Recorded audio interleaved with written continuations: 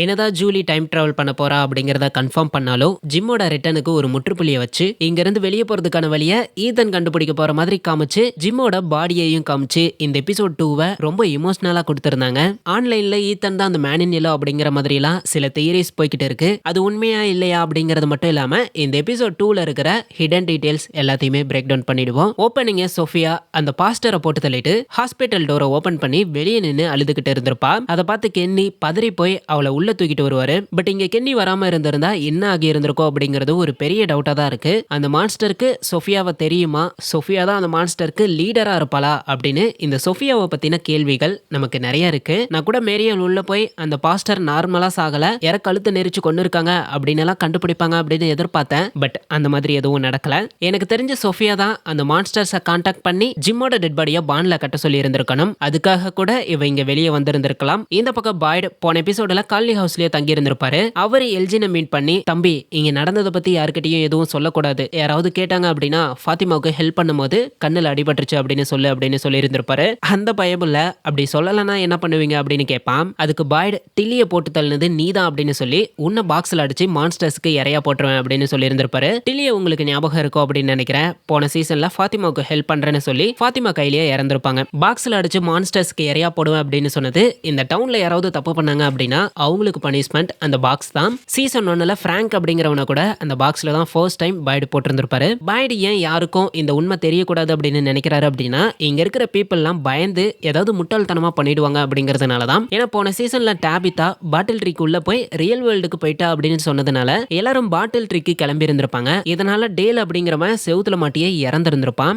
டைனர்ல அக்காஸ்டா ஃபைனலா அந்த யூனிஃபார்மா சேஞ்ச் பண்ணிட்டு தூங்கி எழுந்திருந்திருப்பா. அப்போ ஒரு சாங் பிளே ஆகி இருந்திருக்கும். இந்த சாங்லயே ஜிம்மோட டெத்தை டீஸ் பண்ணிட்டாங்க அப்படின்னு தான் சொல்லணும். ஏன்னா இந்த சாங்ல good morning, nothing to do to save his life, call his wife in அப்படின்லாம் இருக்கும். பாய்டு காலி ஹவுஸ்ல இருந்து வெளியே வரும்போது அந்த மோட்டல் சைன்ல ஒரு மூட்டை ரத்த கரையோட இருக்கிறத நோட் பண்ணி இருந்திருப்பாரு. நானும் ஃபர்ஸ்ட் பார்க்கும்போது ஜிம்னு தான் நினைச்சேன். பட் ஓபன் பண்ணி பார்க்கும்போது தான் அதுக்குள்ள கோட்ஸ் இருக்கும். ஆனா அதுக்கு முன்னாடி ஜூலிய ஈத்தனை பானுக்கு கூட்டிட்டு போக சொல்லி டாபிதா சொல்லி இருந்திருப்பாங்க. ஏன்னா ஈத்தனுக்கு அனிமல்ஸ்னா ரொம்ப பிடிக்கும். அதை சீசன் 1 அண்ட் சீசன் 2லயுமே அங்கங்க மென்ஷன் பண்ணி இருந்திருப்பாங்க. டாபிதா இந்த பேக்கை ஓபன் பண்ணும்போது கோட்ஸை பார்ப்பாங்க. அப்பவே தெரிஞ்சிடுச்சு இங்க கோட்ஸ் அப்படின்னா பான்ல கன்ஃபார்மா ஜிம்மோட பாடி தான் இருக்கணும் அப்படின்னு. அதுக்கேத்த மாதிரியே ஜூலியும் கத்தி இருந்திருப்பா. எங்க ஜிம் தொங்குறத பாத்தீங்க அப்படின்னா டாபிதா சீசன் 1ல அந்த டவருக்கு போற மாதிரி ஒரு விசன் ஆர் எக்ஸ்பீரியன்ஸ் பண்ணி இருந்திருப்பாங்க. அங்க ஜிம் இதே மாதிரி தான் தொங்கிட்டு இருந்திருப்பாரு. ஜிம்மோட டெத்தை அப்பவே டீஸ் பண்ணி இருந்திருக்காங்க அப்படிங்கிற மாதிரி தான் தோணுச்சு. ஜிம்மோட பாடியை பான்ல இருந்து சர்ச்சுக்கு தூக்கிட்டு வந்ததுக்கு அப்புறம் பாய்டு பான்ல எழுதி இருக்கிற அந்த நாலேஜ் கம்ஸ் அட் காஸ்ட் அப்படிங்கறத பத்தி கேட்பாரு. அப்பதான் ஜேடு பாய்டு கிட்ட அவங்க ஃபைண்ட் பண்ண அந்த ரீஇன்கார்னேஷன் பத்திலாம் எக்ஸ்பிளைன் பண்ண ஆரம்பிப்பாரு. இந்த பக்கம் கென்னி சோஃபியாவை அவளோட கிளாஸ் ப்ரோக் ஆகி இருக்கிறதுனால அவளை ஸ்டோரேஜ் ரூமுக்கு கூட்டிட்டு வருவாரு. அப்பதான் வழியில சாராவை மீட் பண்ணும்போது சாரா ஜிம் இறந்ததை பத்தி கென்னி கிட்ட சொல்லுவா. ஆக்சுவலி கென்னியும் ஜிம்மும் கொஞ்சம் க்ளோஸ் அப்படின்னு தான் சொல்லணும். ஏன்னா டாபிதா காணாம போனப்ப ஜிம் தனியா உட்ஸ்ல தேட போறேன் அப்படின்னு கிளம்பும் போது ஜிம்மு கூட கென்னி தான் நானும் வரேன் அப்படின்னு சொல்லி ஜிம்முக்கு ஹெல்ப் பண்ணி இருந்திருப்பாரு. இதனால கென்னியை தனியா விட்டுட்டு சோஃபியாவை சாரா ஸ்டோரேஜ் ரூமுக்கு கூட்டிட்டு போயிருந்திருப்பா. ஜேடு பாய்டு கிட்ட ஜேடும் டாபிதாவும் அந்த பாட்டில் ட்ரீ பக்கத்துல வாசிச்சதுனால அவங்களோட மெமரிஸ் அன்லாக் ஆனது அப்படின்னும் இவங்க ரெண்டு பேரும் அந்த 7 சில்ட்ரனை சேவ் பண்றதுக்காக அகைன் ரீஇன்கார்னேஷன் ஆகி வந்துட்டு இருக்காங்க அப்படின்னு எக்ஸ்பிளைன் பண்ணி நாலேஜ் கம்ஸ் அட் காஸ்ட் அப்படிங்கிறதுக்கான மீனிங் நாங்க இதை தெரிஞ்சுக்கிட்டதுனால தான் ஜிம் இறந்திருக்கான், ஜிம் இறந்ததுக்கு நாங்க தான் காரணம் அப்படின்னு சொல்லி இருந்திருப்பாரு. எங்க ஜேடோட அந்த போர்டை நோட் பண்ணீங்க அப்படின்னா ஒரு சில இயர்ஸ் இருந்திருக்கும். இது டாபிதா அந்த டவர்ல பார்த்த அதே நம்பர்ஸ் இல்ல, பட் அதுக்கு இதுக்கும் சிமிலாரிட்டிஸ் இருக்கு. ஓவராலவே பாத்தீங்க அப்படின்னா அந்த டவர்ல இருந்த இயர்ஸும் இங்க இருக்கிற இயர்ஸும் ஆல்மோஸ்ட் அந்த 1500கள்ல இருந்து 1900 வரைக்கும் தான் இருக்குது. ஜேடு இங்க 1800கள்ல தான் settlement, protective words, red stones இதெல்லாம் வந்திருந்திருக்கணும் அப்படின்னு எழுதி இருந்திருப்பாரு. இந்த ரெட் ஸ்டோன்ஸை டாபிதா சின்ன வயசுல இருக்கும்போதே ட்ரீம்ல பார்த்துருந்துருப்பாங்க. செட்டில்மெண்ட் அப்படின்னா இந்த டைம் லைன் சைக்கிள் ஆர் என்னவா இருந்தாலும் இந்த டைம் லைன்ல தான் ஸ்டார்ட் ஆகி இருந்திருக்கணும். 1861ல பாண்ட் கிரியேட் ஆகி இருந்திருக்கணும் அப்படின்னு எழுதி இருந்திருப்பாரு. அதுக்கு அடுத்தது 1861க்கும் 1950க்கும் இடையில காலனி ஹவுஸ் கிரியேட் ஆகி இருந்திருக்கலாம் அப்படிங்கிற மாதிரி எழுதி இருந்திருப்பாரு. நெக்ஸ்ட் 1950ஸ்ல டைனர், மோட்டல் சைன், டவுன்ல இருக்கிற ஹவுசஸ் மேபி கிளினிக்கும் இந்த டைம் லைன்ல கிரியேட் ஆகி இருந்திருக்கலாம் அப்படிங்கிற மாதிரி எழுதி இருந்திருப்பாரு. பாட்டில் ட்ரீ மிராண்டா வரதுக்கு முன்னாடியே இருந்திருக்குதா, அதனாலதான் அதை மிராண்டா ட்ரீம்ல பார்த்து அதை பெயிண்ட் பண்ணி இருந்திருக்காங்களா? 1981ல மிராண்டா பாய்டோட பேரனால அந்த பாட்டில் ட்ரீ பக்கத்துல இறந்திருப்பா. அந்த டைம் லைன்ல இருந்து இப்ப விக்டர் மட்டும் தான் உயிரோட இருக்கான். அதே டைம் லைன்ல விக்டரோட சிஸ்டர் எலோயிஸும் இறந்திருப்பா. அவ இறந்துட்டா அப்படின்னா அவ எப்படி இறந்தா அப்படிங்கிற மாதிரி பல கொஸ்டின்ஸ் இருக்கிறது மட்டும் இல்லாம இப்போ கரண்ட்ல ஜேட் டோபி கூடயும் டாபிதா, ஜிம், ஜூலி அண்ட் ஈத்தனோட ஆர்வி வேன்லயும் வந்திருந்திருப்பாங்க. ஃபியூச்சர்ல ஒருவேளை இவங்க சில்ட்ரனை சேவ் பண்ணாங்க அப்படின்னா இவங்களால இங்க இருந்து தப்பிக்க முடியுமா அப்படின்னு ஜேடோட தியரிஸா ஃபுல்லா காமிச்சிருந்திருப்பாங்க. எங்க பாய்டு சாராவோட brother if you push too hard something would push back அப்படின்னு சொல்லியிருக்கிறான் அப்படின்னு சொல்லியிருந்திருப்பாரு. சாராவோட பிரதர் நேம் வந்து நேத்தன். சீசன் 1ஓட எண்டில் தான் சாரா பாய்டு கிட்ட சாராவோட பிரதர் இந்த டைலாக சொன்னா அப்படிங்கிற மாதிரி சொல்லியிருந்திருப்பா. இதை வச்சு நான் என்ன நினைக்கிறேன் அப்படின்னா ஸ்ட்ரேஞ்சர் திங்ஸ்ல அப்சைட் டவுன் அப்படின்னு ஒன்று காமிச்சிருந்திருப்பாங்க. அது வந்து ரியல் வேர்ல்டோட ஒரு மிரர் காப்பியா, ஒரு ஸ்னாப்ஷாட்டா, அதுவும் பர்டிகுலரா ஒன் மூமெண்ட்டை அது கேப்சர் பண்ணி வச்சிருந்திருக்கும். அதே மாதிரி தான் இந்த டவுனும் ஒரு டைம் லைன்ல இருந்தும் ஓவர்லேப் ஆகி ஸ்டக் ஆகி இருக்குமோ அப்படிங்கிற மாதிரி தோணுது. அது இது சைக்கிளா கூட இருக்கலாம், ஒவ்வொரு முறையும் ரிப்பீட் ஆகிற மாதிரி. பட் இந்த போர்டை வச்சு பார்க்கும்போது பான் ஒரு டைம் லைன்லயும் டைனர் ஒரு டைம் லைன்லயும் இருக்கு. அண்ட் இங்க வெறும் மோட்டல் சைன் மட்டும் தான் இருக்கு, இங்க மோட்டலே கிடையாது. இது ஒரு ரியல் வேர்ல்டோட மிரர் காப்பியா இருந்தது அப்படின்னா மோட்டல் சைன் இருக்கு பட் மோட்டல் இல்ல, கரண்ட் இல்லாம லைட் எரியுது அப்படிங்கிறதுக்கெல்லாம் ஈஸியாவே ஒரு எக்ஸ்பிளனேஷனை கொடுக்கலாம். பட் இது எந்த மாதிரி சொல்ல போறாங்க அப்படிங்கிறத நம்ம வெயிட் பண்ணி பார்ப்போம். இதை பத்தி நான் ஒரு தியரி வீடியோ ரெடி பண்ணிக்கிட்டு இருக்கேன். எத்தனை பேர் வெயிட் பண்றீங்க அப்படிங்கிறத கமெண்ட் பண்ணுங்க. ஜூலி ஜிம் இறந்த சோகத்துல அவளுக்கு ஸ்டோரி வாக்கர் எபிலிட்டி இருக்குது அப்படிங்கிறதுனால அதை யூஸ் பண்ணி பார்க்கலாம் அப்படின்னு ரேண்டால் கிட்ட ஹெல்ப் கேட்க போவா. ரேண்டாலுக்கு இன்னும் ஜிம் இறந்தது தெரியாது. அவனுக்கு தெரிஞ்சதும் அவனுமே ஃபீல் பண்ணுவான். ஏன்னா ஜிம் அண்ட் ரேண்டாலுமே சீசன் 2ல கொஞ்சம் க்ளோஸா தான் இருந்திருப்பாங்க. ஜூலிய ரேண்டாலோ அந்த ரூயின்ஸ்க்கு ஜிம்மை காப்பாத்த கிளம்புவாங்க. இந்த பக்கம் ஜேட் டாபிதாவை மீட் பண்ணி அவளுக்கு ஆறுதல் தான் சொல்ல வருவாரு. ஆனா டாபிதா ஜேட கத்தி விடுறது மட்டும் இல்லாம ஜிம்முக்கு பதிலா நீதான் இறந்திருக்கணும் அப்படின்னு சொல்லிடுவா. இவங்க ரெண்டு பேரும் சேர்ந்து தான் எல்லாத்தையும் தெரிஞ்சுக்கிட்டு இருந்திருப்பாங்க. ஆனா இப்ப ஜேடு மேல மட்டும் பழிய போடுறது கொஞ்சம் அன்ஃபேரா தான் தோணுது. எனக்குமே இந்த ஒரு கில்ட்னால ஜேடு தனியாவே அந்த கேவுக்குள்ள போக போறாரு அப்படின்னு தான் நினைக்கிறேன். அக்காஸ்டா பொறுத்தது போதும் பொங்கி எழுவோம் அப்படின்னு அவ வந்த ஆம்புலன்ஸை ஸ்டார்ட் பண்ணி இந்த டவுனை விட்டு போக ட்ரை பண்ணுவா. அக்காஸ்டாவை ஸ்டாப் பண்ண கிறிஸ்டியுமே அந்த ஆம்புலன்ஸ்ல ஏறிடுவா. பட் அக்காஸ்டா ஸ்டாப் பண்ணாம அங்கிருந்து கிளம்பிடுவா. இதனால மேரியல் கென்னி அண்ட் பாய்டு கிட்ட அக்காஸ்டாவை பத்தி சொல்ல, இந்த பக்கம் சாரா சோஃபியாவை அந்த டைனர்ல இருக்கிற ஸ்டோரேஜ் ரூமுக்கு கூட்டிட்டு வந்து சோஃபியாவுக்கு கிளாஸை காமிப்பா. அப்ப சோஃபியா ஒரு டான்ஸ் ஆடுற மாதிரி இருக்கிற ஒரு டாலை பாப்பா, பேலரினா டால். சீசன் 2ல இந்த மாதிரி ஒரு பேலரினா தான் பாய்டோட விசன்ல வரும். அது மட்டும் இல்லாம அந்த பேலரினா மியூசிக் பாக்ஸ்னால தான் ஜூலி, ரேண்டல் அண்ட் மேரியல் இவங்க எல்லாருமே பாதிக்கப்பட்டிருந்திருப்பாங்க. ஆரம்பத்துல இது ரேண்டமா இருக்கும் அப்படின்னு தான் நினைச்சேன். பட் அபிஷியலா ஃப்ரம் பேஜ்ல இருந்தே இதுக்கும் அந்த சீசன் 2 பேலரினாக்கும் கனெக்ஷன் இருக்கு அப்படிங்கறத கன்ஃபார்ம் பண்ணிட்டாங்க. அக்காஸ்டா ஆம்புலன்ஸ் எடுத்துக்கிட்டு போறதுக்கு காரணம் அவ இந்த டவுனை சுத்தி வந்ததை கண்ணல பார்க்கல. ஏன்னா அவ ஃபர்ஸ்ட் டைம் டவுனுக்குள்ள என்டர் ஆகும்போதே மான்ஸ்டர்ஸ் கிட்ட மாட்டி இருந்திருப்பா. அதனால நானே எதுவா இருந்தாலும் ட்ரை பண்ணி பாத்துக்கிறேன் அப்படின்னு ஆம்புலன்ஸ் எடுத்துக்கிட்டு போய்கிட்டு இருக்கா. அந்த சமயம் தான் ஈத்தனை பார்ப்பாங்க.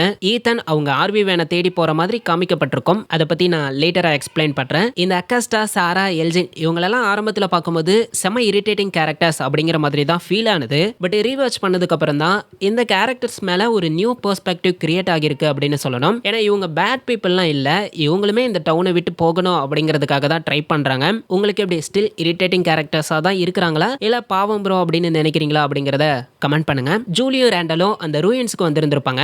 ஜூலி அண்ட் ரேண்டலோட ரிலேஷன்ஷிப் ஒரு லவ்ல போய் முடியுமா அப்படின்னு நீங்க நினைச்சீங்க அப்படின்னா அதுக்கெல்லாம் வாய்ப்பு இல்லை. ஏன்னா ஹானா ஷெரமி ஜூலி ஆக்ட் பண்ண ஆக்ட்ரஸ், ரேண்டால் ஜூலிக்கு ஒரு பிக் பிரதர் அப்படிங்கிற மாதிரி கன்ஃபார்ம் பண்ணிருக்காங்க. ஜூலி அந்த ரூயின்குள்ள போறதுக்கு முன்னாடி ரேண்டால தான் ஃபர்ஸ்ட் உள்ள போக சொல்லி இருந்திருப்பாங்க. ஏன்னா ரெண்டு பேருமே ஸ்டோரி வாக்கரா இருந்தாங்க அப்படின்னா இவங்களை காப்பாத்துறது அப்படிங்கிறது கொஞ்சம் கஷ்டமா இருக்கும். பட் ரேண்டால் ஸ்டோரி வாக்கர் இல்ல அப்படின்னு கன்ஃபார்ம் பண்ணதுக்கு அப்புறம் ஜூலி அந்த ரூயின்குள்ள என்டர் ஆகி டக்குன்னு சீசன் 2 எபிசோட் 9க்குள்ள போயிடுவா. அங்க என்ன நடந்திருக்கும் அப்படின்னா ஜிம் அண்ட் ரேண்டால் மான்ஸ்டர்ஸை வாட்ச் பண்ணலாம் அப்படின்னு ஆர்வி வேன்ல ஸ்டே பண்ணலாம் அப்படின்னு பிளான் போட்டிருந்திருப்பாங்க. பட் ரேண்டால் டானா தான் ட்ரேட்டர் அப்படின்னு சொல்லி டானாவை பிடிச்சி கட்டி வச்சிருந்திருப்பான். அந்த சமயம் பாய்டு வந்து டானாவை காப்பாத்த வேன் கீய ரேண்டால் காட்டுக்குள்ள தூக்கி போட்டிருந்திருப்பான். இதனால அந்த நைட்டை இவங்க ஆர்வி வேன்லயே ஸ்டே பண்ணலாம் அப்படிங்கிற மாதிரி ஒரு பிளான் போட்டிருந்திருப்பாங்க. பட் இடையில ரேண்டால் விண்டோவை ஓபன் பண்ணி வெளியே ஓடிடுவான். இதனால ஜிம், டானா அண்ட் பாய்டுமே இங்க இருந்து தப்பிச்சிருப்பாங்க. அந்த மொமெண்ட் தான் இது. இங்க பாத்தீங்கன்னா அந்த வெயிட்ரஸ் மான்ஸ்டர் ஜூலிய பிடிச்சிருந்திருக்கும். பட் ஒரு வழியா ரேண்டால் ஜூலிய காப்பாத்தி இருந்திருப்பான். ஸ்டோரி வாக்கிங்ல